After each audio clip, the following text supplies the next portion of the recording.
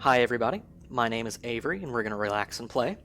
Today we're going to be playing our first edition of the Xenonauts Community Edition game, and we've installed a few extra mods that will be included in the description below, but suffice to say most of them are just small assets either to the ballistic weapons or pictures for the different soldiers so they can have a little variety. We're going to be playing on veteran settings, but with Iron Man disabled. That's just because since I'm recording, it's not possible to really set it up in a way that will work out very well. We're going to leave briefings on, and I'm going to try and read as much of the background material as possible to you guys through like the Xenopedia in-game story mode stuff that's going on. Alright, with that, let's begin the game. Alright, we're going to select our primary base location. Now, I usually go for somewhere over here towards like Israel, over in the Mediterranean, just because you cover a lot of regions. You can cover this Russian area up here, and you get a lot of space, and they bring in a lot of money, so you want to keep some eye on that, as well as the Middle East, North Africa, and Europe. However, if we do that, we are going to be doing it at the cost of this North American and pretty much the entire American continents, but especially this North American section because they give us quite a lot of funding. So with that in mind, I think for this first playthrough, we're going to go ahead and continue that trend and come over here to Israel. Alright, so for our base name, let's call that, ooh, that's a good one. Let's go with the channel name theme, Relaxed Play Base. If I could spell. Relaxed Play Base. Alright. With that done, we're going to go ahead and jump into our base, and the first thing that I want to do is get us a third plane, because it's going to be important that we can overpower anything we run into and make sure we have an extra plane on the back end, and that's going to cost us some money. I don't know if we have to wait on it. I believe we do have to wait on it to be delivered, but we'll go ahead and do that, and then we'll start looking at what we want to build. And since this is our first one and we're going to want quite a lot of research going on, I actually think I'm going to go ahead and get us a second lab. And a garage as well. Those are also important. So the garage we're going to place here, and a medical bay, which we're going to place here opposite that. And we're also going to get another radar array and a second living quarters. Alright, pretty soon we'll probably also want to get some more hangars because we're going to want to expand to a second team at least. In fact, I'm going to go ahead and build at least one more hangar so that we have the space to get a second Condor up. Not Condor, sorry. A second helicopter up to take us to the missions. Because we're going to want a B team for the smaller UFOs once we get down the line a bit. Alright, with that in mind, we're already researching our aliens here. We're going to hire... Well, we'll hold off on that until we get some stuff, so we don't have to pay them quite yet. Then we're going to move over to our units. And if you guys would like to have a unit named after you so that you can follow the series a bit better. Oh, look at those gorgeous portraits. Quite like that portrait mod already. If you guys would like a soldier named after you, just comment below, and I'll be adding them throughout the season as people die and we get more soldiers and expand. So I'll just comment below and I'll be making a list, and I'll just reference that anytime we get a new one. So for now we're going to leave them all alone. We'll just take a look through. Gosh, these portrait mods. Fantastic. It's beautiful. I think it also changes the nationalities. Yeah, Vietnamese is not a standard one that you get. That's quite good. Moroccan. Oh, we have a full unassigned B team as well. Alright, that's quite good. We'll leave them as they are now, and let's talk about our team setup. So initially, I like to make sure, especially while I don't have armor, that I have one person who is a medic. And I load them up with lots of these med bags. So we're going to look for somebody who has lots of time units. 70, that's quite a lot. And high strength. Not the highest, but high strength. He's just a rifle. He's an assault. Yeah, you're definitely not going to be an assault. You have low reflexes. So I think you're our best bet. So we'll go ahead and change role. We'll add a new role. Get this plus icon in there. We'll call it our medic. Add you that, and we'll start equipping you. So the first thing we're going to want to do is give them that in their belt, so it's nice and quick. And then also at least one more spare one in the backpack. We'll look at adding more later. And then also, we want to make sure that you've got access to a smoke grenade in the belt for quick reloads and throwing. And then also, we're going to add a couple more into the backpack.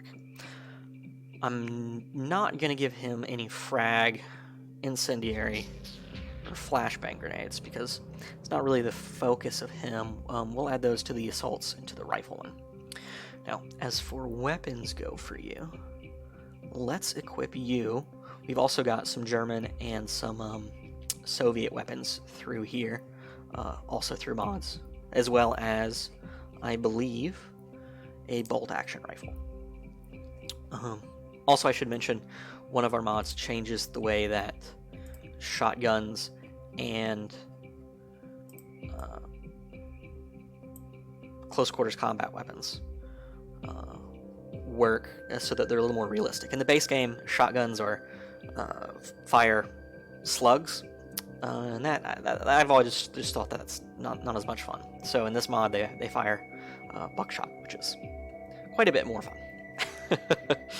Alright, so I don't want to give our medic a shotgun because it's not particularly long range, but I will look at giving him a carbine. We've still got quite a bit of space on him, so I think I am going to go ahead and add an extra one of these. And some ammunition for our carbine. Make sure we get one of those in the belt. And then there. Now we'll likely change the setup as we get some higher level units. She, I should say. Monica here is our highest level unit, so she's got quite good stats compared to everybody else, and quite a lot of strength, which is quite nice. So maybe we'll equip her with one of these charges so that we can blow up walls and parts of ships. Alright, so we'll equip. And we've got that fixed with the magic of editing. Alright, moving on. Next thing I want to do is look at our assault teams. Let's look at a heavy weapons expert first. We want one with very high strength. Ooh, and he has lots of time units. That's quite helpful. If you didn't know, the initial soldiers you get are actually slightly better than the rest you'll get throughout the game on average. So, our medic has quite a lot of time units. That's really good. I think that he's our best bet for it. We're going to leave him with this weapon. One day down the road, we might make a team with that rocket launcher. But for now, we're going to stick with this machine gun and leave him with 2 belts.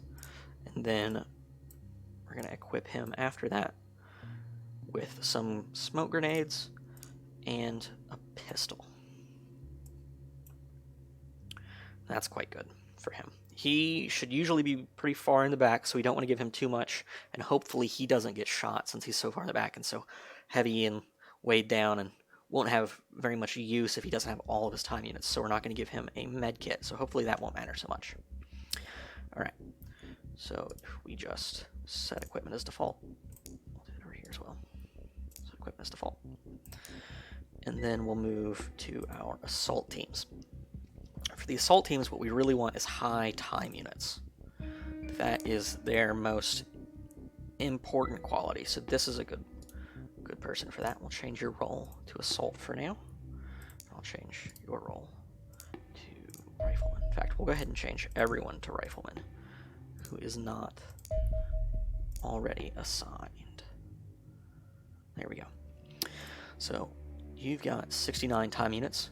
That's quite good. You've also got 69 and 64. So we'll make you our other assault.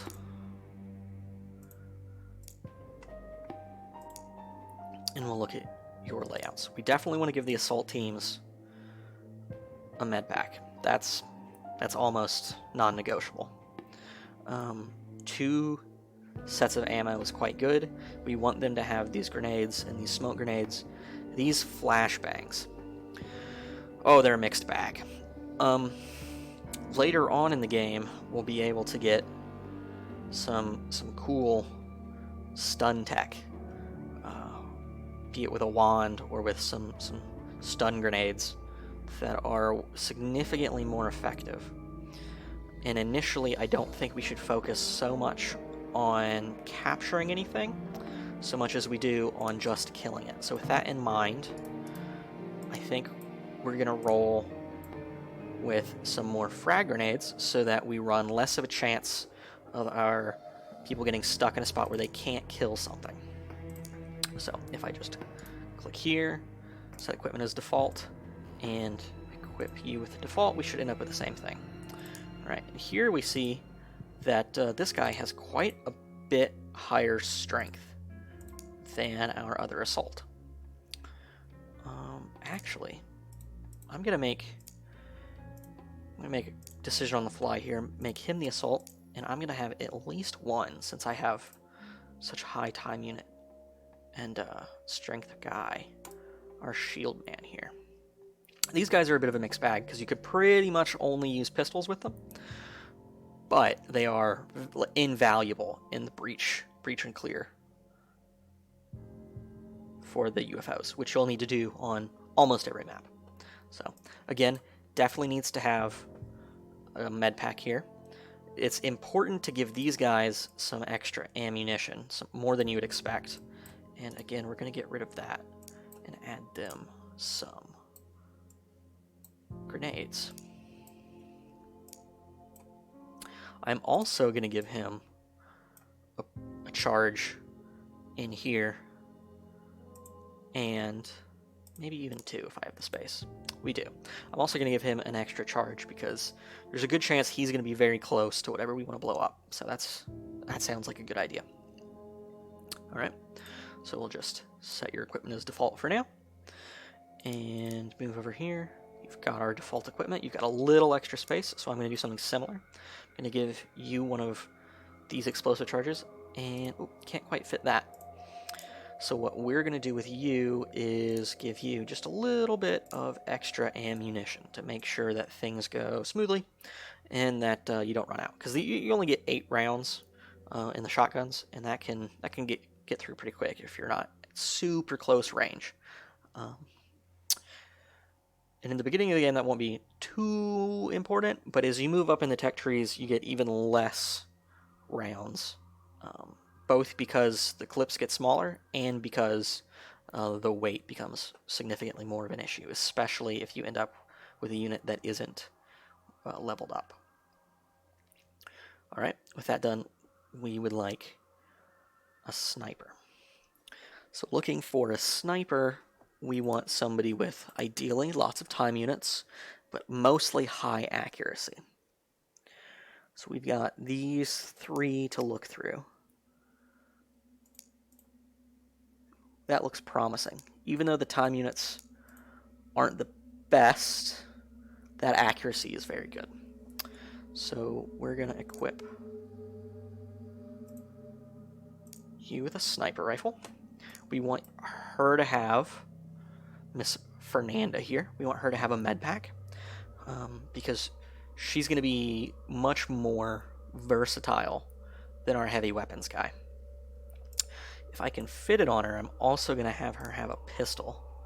And I'm actually going to put it on her belt because there's going to be lots of times where with just a few more time units, we would rather be able to get more shots off than we'll be able to with the sniper. You can generally only get 1 shot off a round with the sniper, although you can move a bit as opposed to the heavy weapons guys.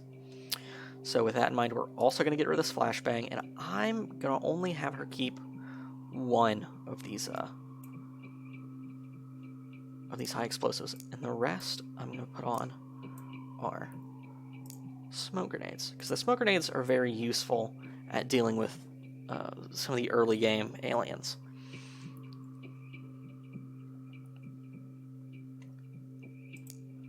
Alright, with that done, I think the only thing we have left to do is look at our riflemen.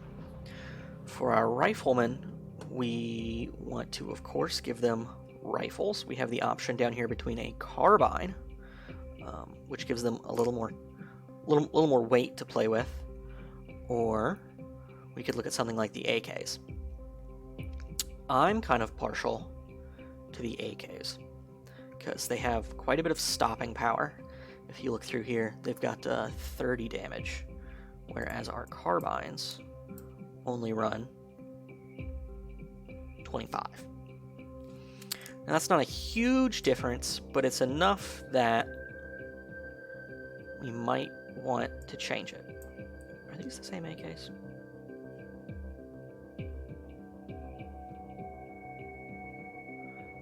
They're supposed to be, but I don't believe they are.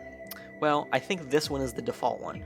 That's in the game, so we're going to use it. I think this one might be one that's added from one of the resource packs for the German weapons, but we're going to use this one since it's default in the game. So we'll equip you with that. We got to get rid of that ammunition. Equip you with ammunition that fits you better. Definitely want you to have med packs, even though we have a medic at the moment.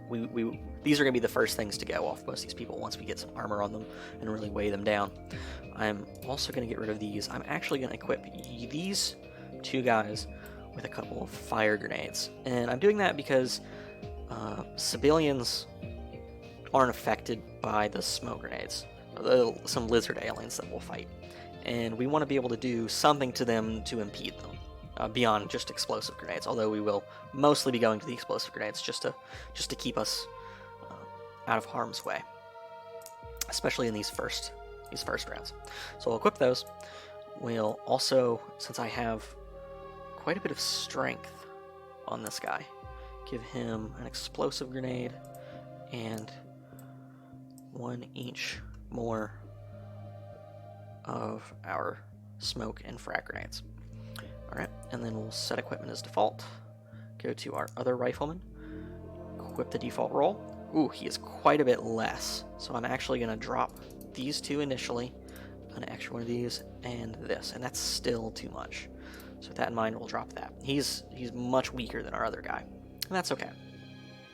Alright, and then also importantly, this is a habit that you definitely need to get into with this game, is we don't want to leave the units we have left unequipped. So they'll come back unequipped once they come from the medics, if they're injured, or if you just buy them, they might come unequipped as well. But you want to make sure you don't leave them this way, because if the base gets attacked, and it's unlikely to in the beginning, but later on it'll be more of a concern, they'll actually start with no weapons, and that would be very bad. Man, these portraits are gorgeous. Alright, so we're just going to equip them all with the default rifleman roll for now. So we'll just do that. And if it's too much weight for them or not enough weight for them, that's okay. We're not going to worry about it because they're not being used, at least until we get some more aircraft stuff done. All right, now we're going to move to the deployment section over here. We're going to go ahead and set up our team. We definitely want our shotgun to be coming out on his own. And then we'll put those two, to either side door. And with one of them, I'm actually going to place our shield man.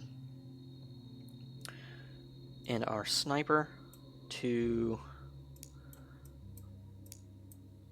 the rear of the front with a medic with this shotgun. That seems sensible. And then we have our 2 riflemen flanking our machine gunner and the sniper. So the idea is that we'll go with mainly teams of 2. These 2 teams being our close quarters and support team. And a team of machine gun and riflemen and sniper. Or 2 riflemen and machine gun and sniper, depending on the loadout that we need at the time as our kind of longer range units.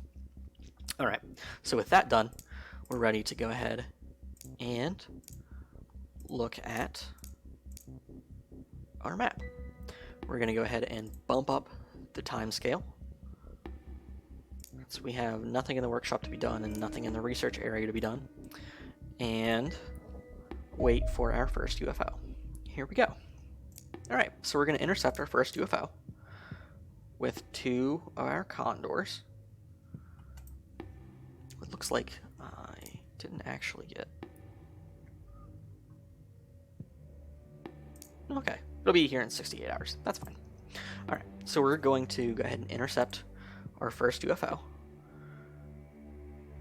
Then I'm going to do something dangerous, and I'm going to send out a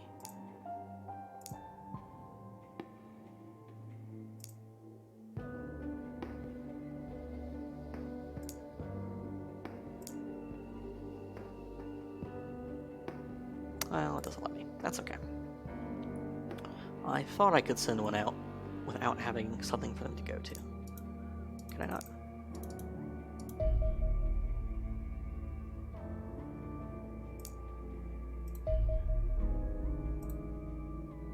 I can, yeah. So I'm going to send out our dropship. Not because I want it to fight with it. It'll fail if it fights the UFO, and that will be very bad for us. It'll kill most, if not all, of our people. But because I'm very wary of this daylight time. We don't want to be fighting at night, especially not without armor. It's very dangerous. Alright, so we're going to engage this light scout with our 2 condors. We're going to start by bumping up our speed, and then I'm going to shoot our first condor way off to the right over here. And let's begin. And we'll move this condor over here. We want to get him to split after one of them. Looks like he's going after the second one. We're going to move him that way. Let him chase this one off. We're going to afterburn this guy. We're going to set our sidewinders to fire on command and not automatically.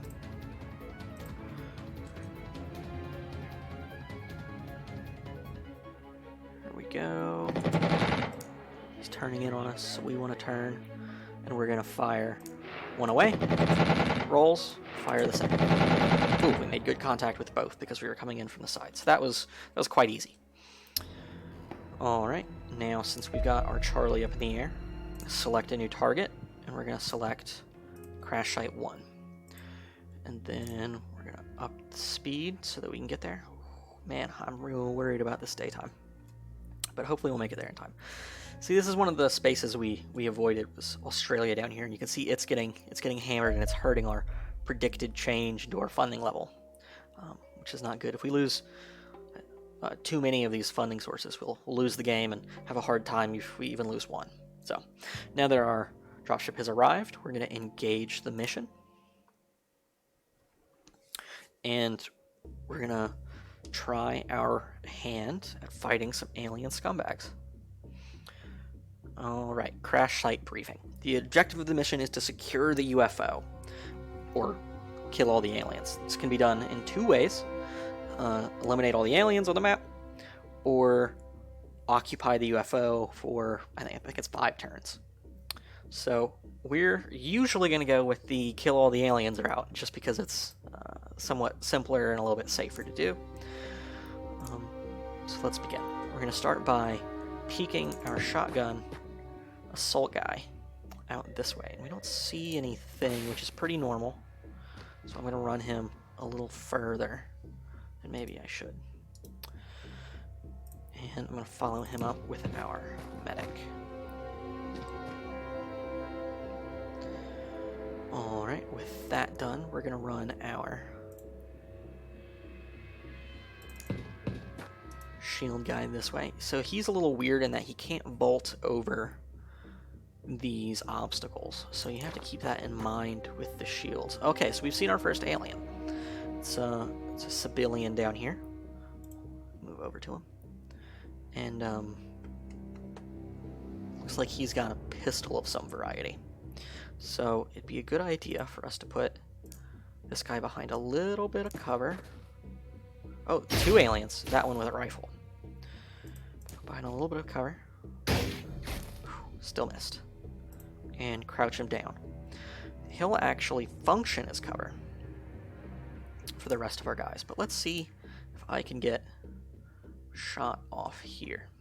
Blocked just a little bit. Just a little bit. Can I get one off from him? I can get one off from him. And it's not going to hit my shield guy, which is important. It might, if it hits this rock, though, suppress him. But that's not a big concern because we mostly want to use him for breach and clear because of that shield that will protect him. So what I'm going to do is I'm going to go ahead and move this guy around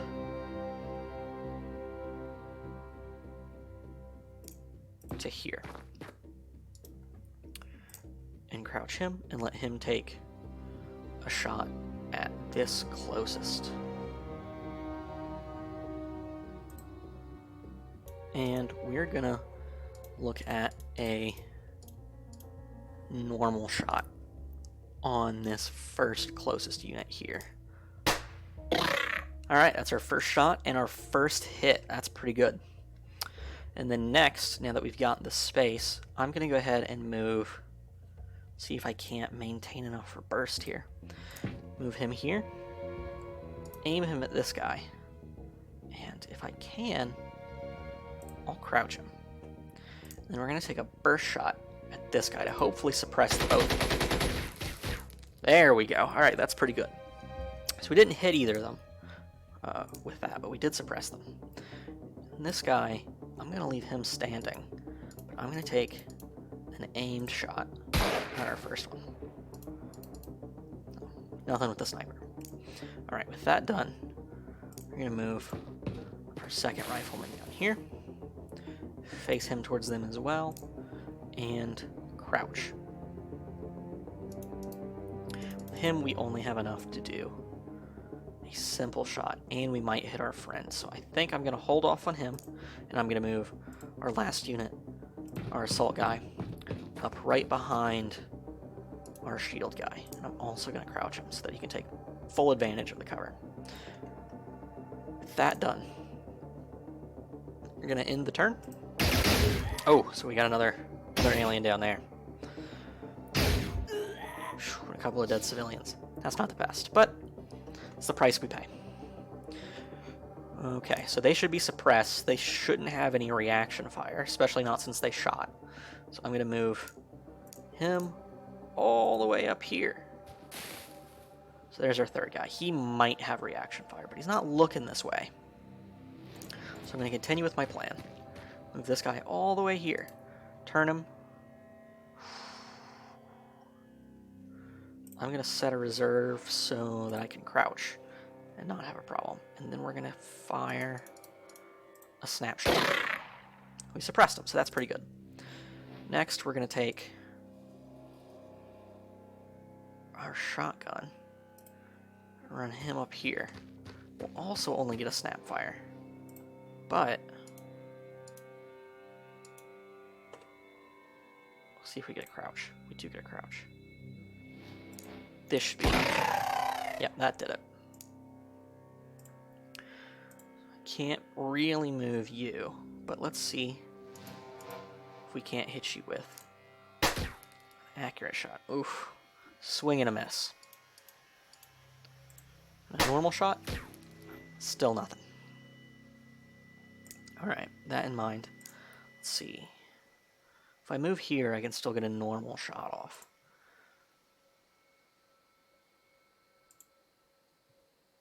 So let's try that. Do I get a crouch? Don't get a crouch.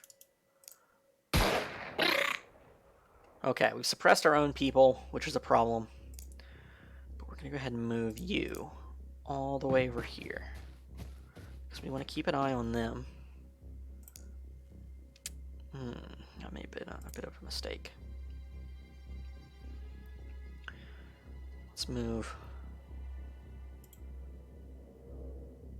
Let's move to here. Turn this way. Crouch. And then see if we can't suppress him with some shotgun fire. Nothing. Alright. I'm gonna move him here. See if I can't get a burst shot off.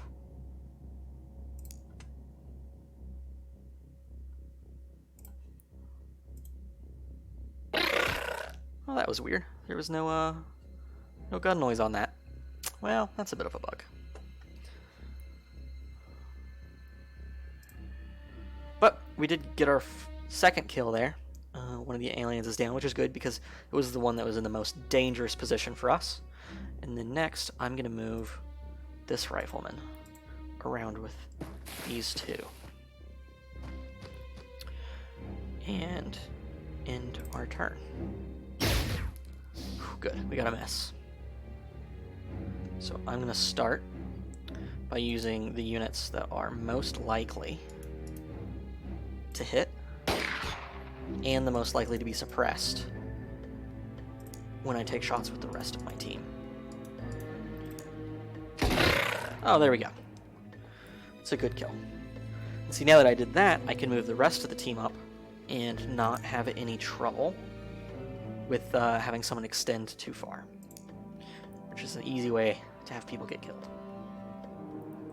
So we're going to move these guys down this way until we can see the bottom edge of this map. There shouldn't be too many more aliens because rather small UFO.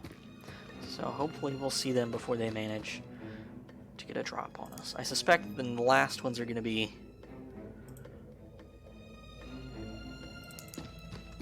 in the UFO once we get there.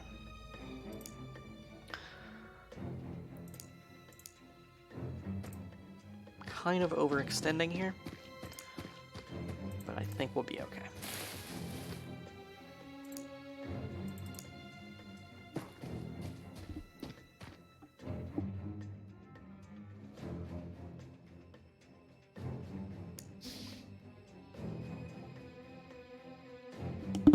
Yeah, that was a really fast turn, so hopefully that means that there's not many aliens left.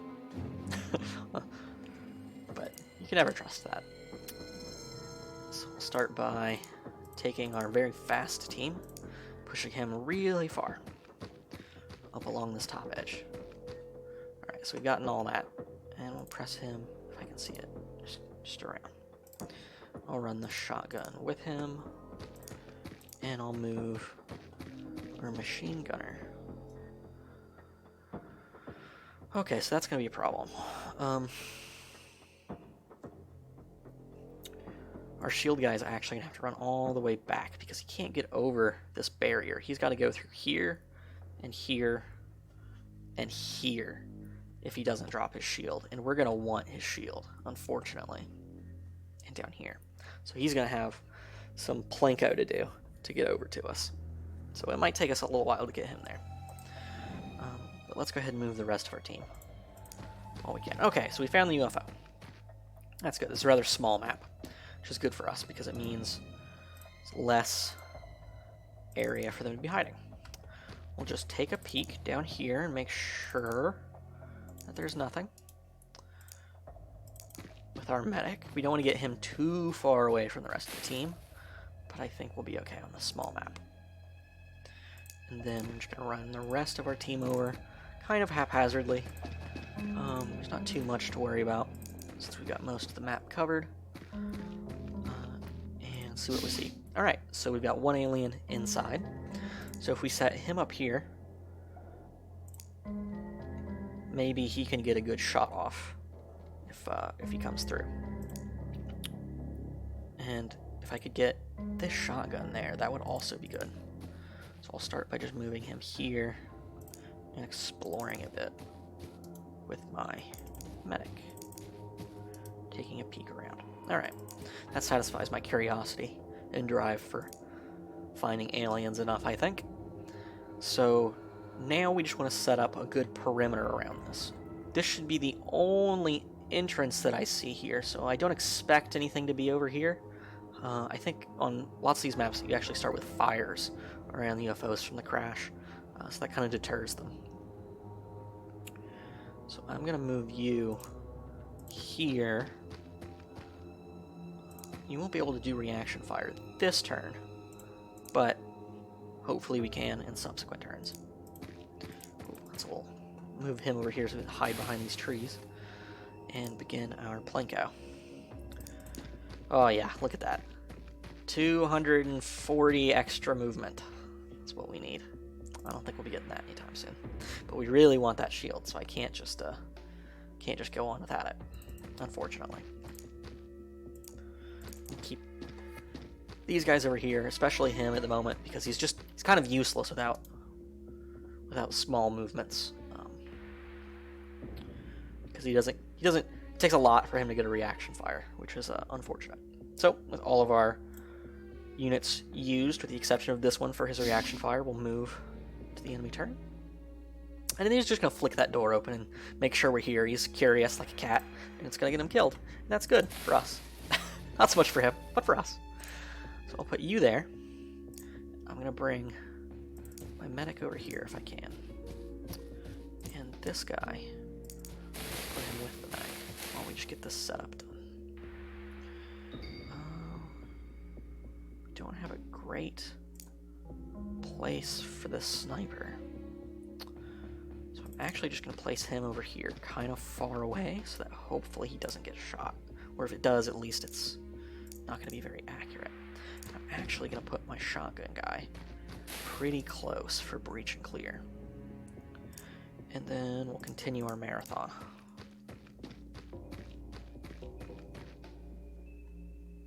And let these two guys maintain a bit of a perimeter. Oh, so we got 2 units in there. Alright, so we're definitely going to have to use the shotgun breach and clear method.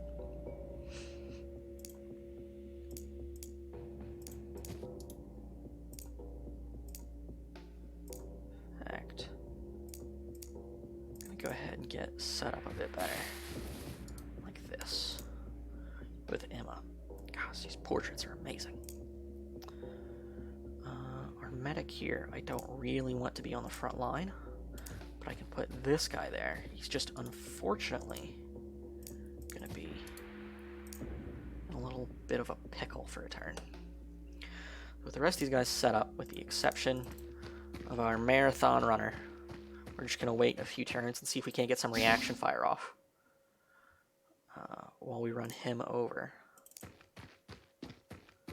But it looks like we might not get to. Oh, yeah, there we go. So that's a dead unit.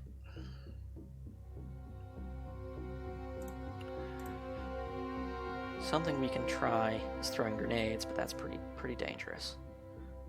So we're going to hold off on that. It's a shame that we lost our first guy so early, but that's just the danger without having any armor, is basically a shot from anything will just take you out. It's unfortunate.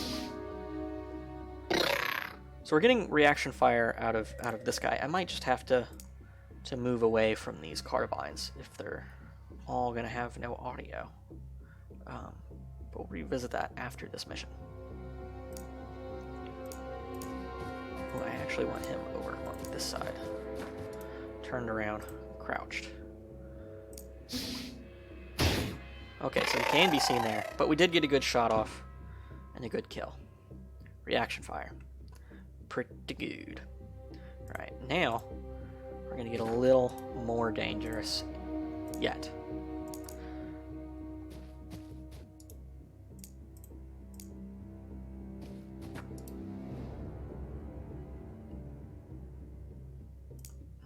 And we'll move the medic over here, even though he won't be able to heal him. Actually, I suppose. Well, we won't cannibalize him just yet. We'll just end the turn. Okay, good. So they didn't open the door on us. Now we just pop the door open here. Take our aimed shots. Oh, okay, that shotgun had a real wide spread, so that wasn't great. We did have one casualty, and it was killed in action. Oh, that sucks. But he was, I think, our least health guy, and that's unfortunate. Alright, and now we've got some research to do.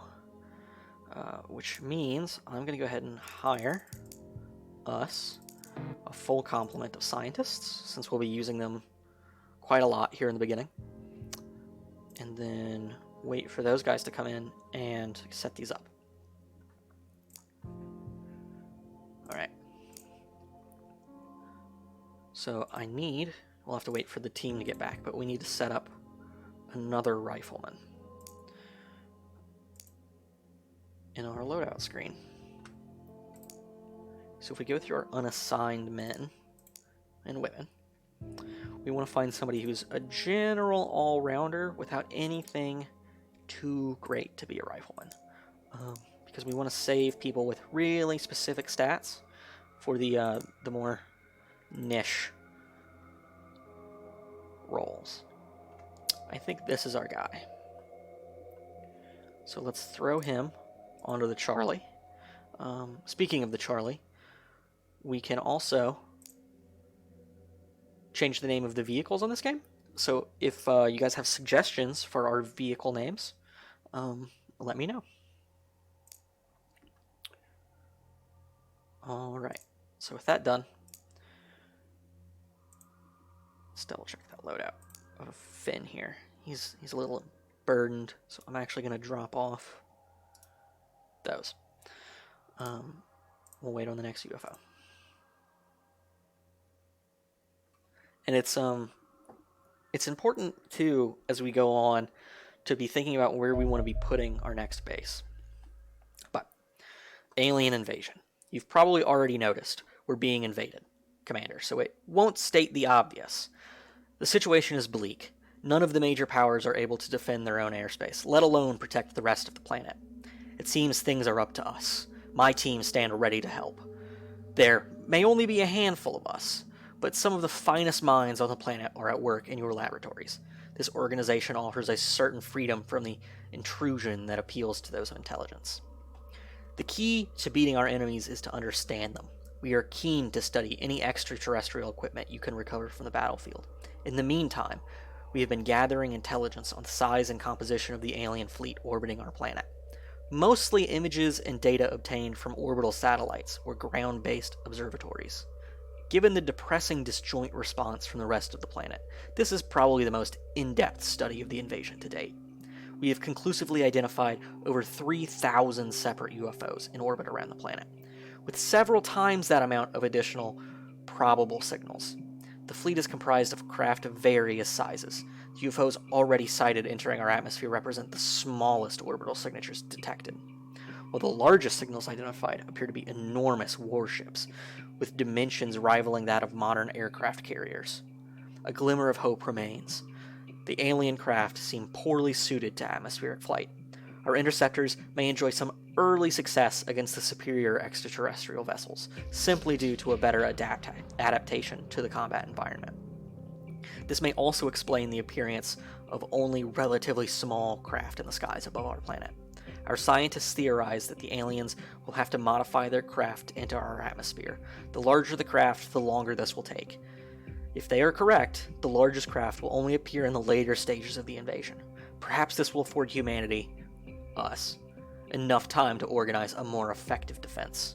I have 2 recommendations: that we consider supplementing our existing F-17 Condor aircraft with a heavier interceptor, capable of carrying more powerful weapons, and that we investigate some form of battlefield support vehicle to aid our soldiers when securing crashed alien craft. Both proposals are already on your desk. Alright, so that's going to be important. So we've also got these options here to research high-speed interceptors, which is that faster, heavier loadout aircraft that he was talking about, as well as Hunter Scout Car, which is a kind of light scout vehicle that can have a rocket launcher or machine gun mounted to it. The downside being, though, to putting it in your squad is that you can take 2 less units with you.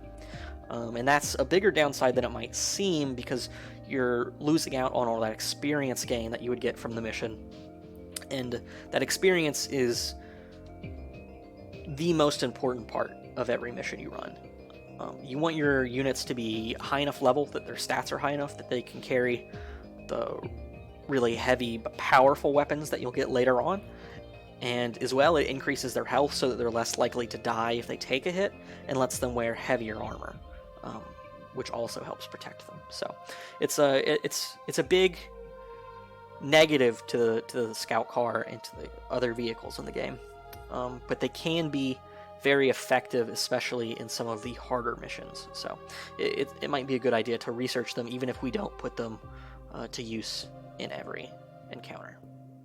So with that said, we still haven't received our scientists, but we need to go ahead and apply the 6 that we have to some research. And I think that we're going to start with alien alloys, because we would really, really like to try and get some better armor. And if we research the alloys, maybe we can find a way to protect against their bullets. So we're going to do that, and we're going to apply all our scientists and get that going. All right, and then we'll just continue our wait for the next UFO to land. Cesian autopsy from our last mission. A Cesian is a humanoid alien that stands approximately 170 centimeters or 5 feet and 7 inches tall. I imagine you share our surprise that they resemble humanity so closely. Statistically, we believe the likelihood of this occurring by chance is effectively 0. Cesians are physically weaker and less hardy than humans, with bone fractures occurring at only 60% of the force required to fracture human bones.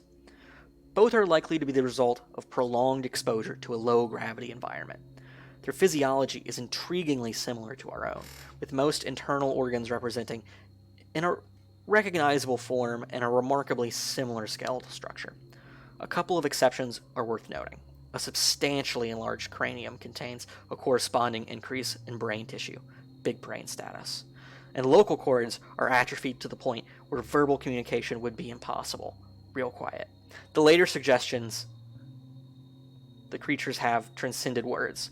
Perhaps they have a telepathic link with one another. The body shows extensive signs of genetic modification at the cellular level. Cesian tissue possesses only a single sex chromosome. Oh, that's different. And importantly, they're all cucks. Simply taken from multiple enemy combatants shows they are genetically identical. That is, they are all clones. Genitalia are present, but heavily atrophied. Oh god, they really are clucks. Asexual reproduction is obviously at work, but almost certainly facilitated by some form of technology. A metal valve on the upper spine is linked to the creature's circulatory system, which may indicate an artificial method of blood filtration that replaces excretion. So they don't pee either. Okay, that's different. An undersized liver and kidney suggests it is certainly possible. Indeed, if administered regularly, this blood filtration could also remove the need for consumption and digestion of foodstuffs entirely. Nutrients could be fed directly into the blood serum. Has extraterrestrial technology surpassed their biology? Frankly, this corpse poses more questions than it answers. Also, that looks real weird. Alright.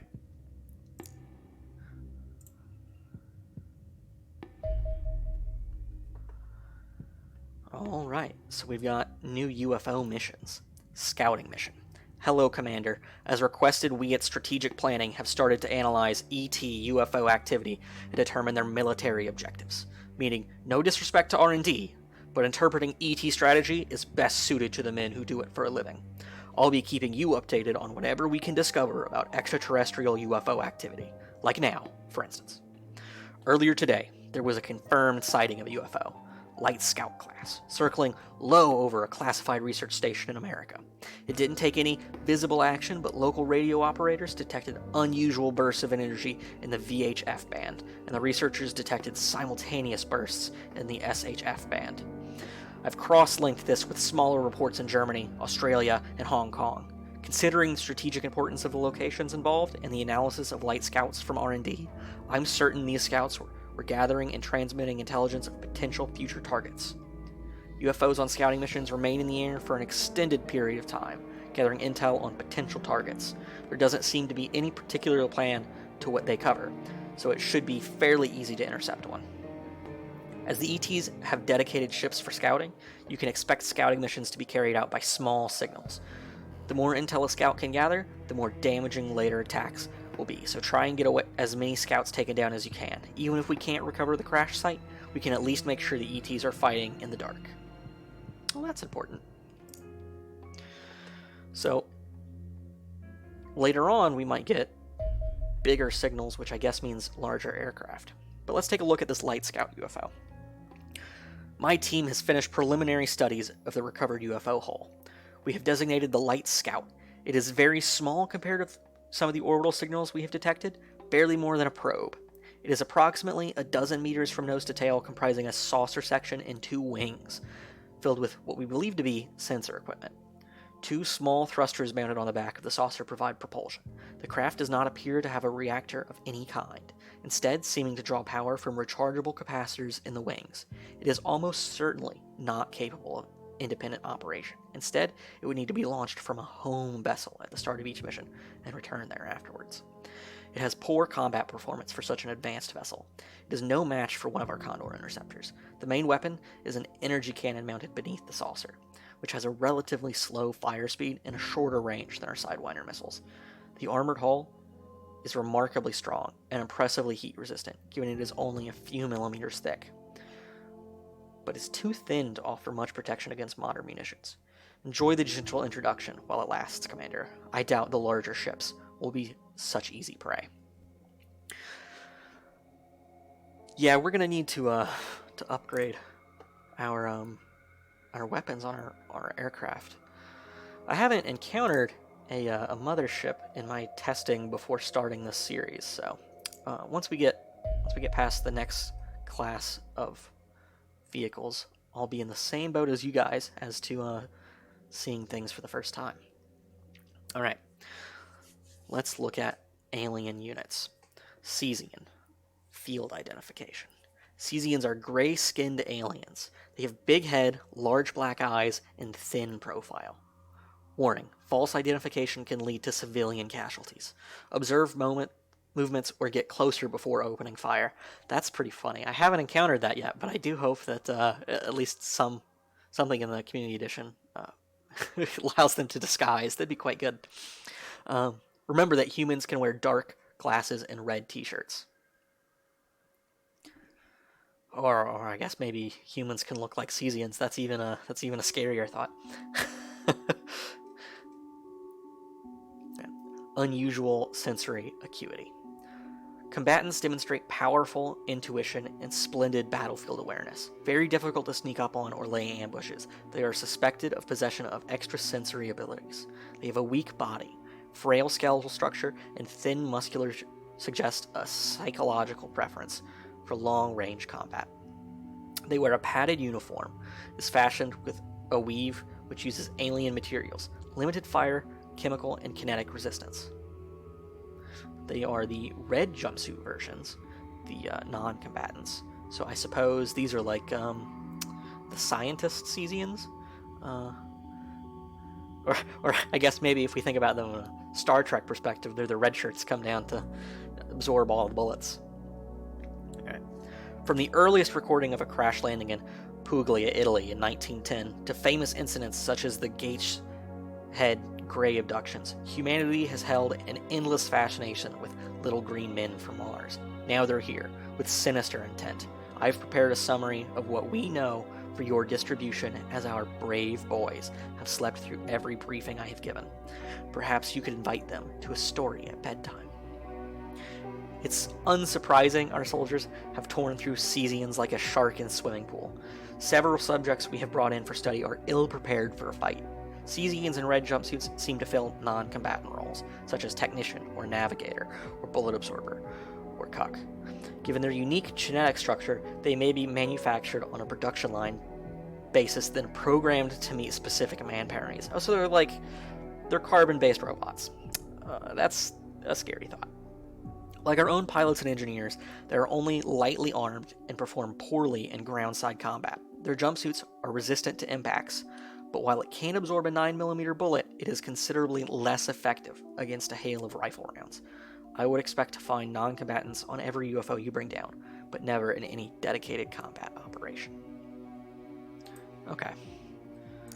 So, likely to see them, and they are bullet absorbers. Alright, so we've received our aircraft. So that's pretty good. And I've just now crossed the 1 hour mark for recording, although it's probably going to get edited down when it gets to you guys. So I'm going to go ahead and call our first video here, though I might go on and record some more. So if you have any comments or suggestions for me, either on the recording end or on the playing end, or just something you would like me to improve upon, please leave a comment below. And I thank you for coming in and watching the first video in this series and the first video on my channel. So it's nice to be doing this, having a relaxing time, playing some video games, and escaping from our everyday lives for a little while. So with that, goodbye, have a good day.